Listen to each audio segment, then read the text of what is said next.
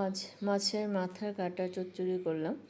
তেল গরম হবার পর বেশ কিছুটা রসুন দিয়ে দিলাম, একই সাথে মাছের মাথাগুলো দিয়ে দিলাম, নুন হলুদ দিয়ে দিলাম। মাছের মাথাগুলো রসুনের সাথেই ভেজে নেব, তাতে মাছের মাথার মধ্যে ফ্লেভারটা খুব ভালো ঢুকবে।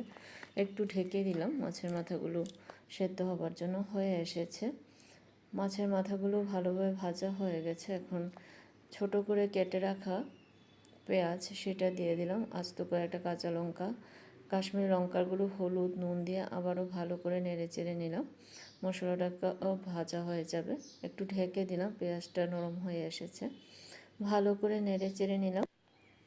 অল্প একটু গরম জল দিয়ে দিলাম, আবারও সব কিছুকে ভালোভাবে মিশিয়ে নিলাম। এখন আগুনটা নিভিয়ে কয়েকটা লেবু পাতা দিয়ে দিলাম। আগুনটা নিভিয়ে দিলাম, তাতে তেতো ভাবটা উঠবে না। এখন নামিয়ে নেব। ধন্যবাদ।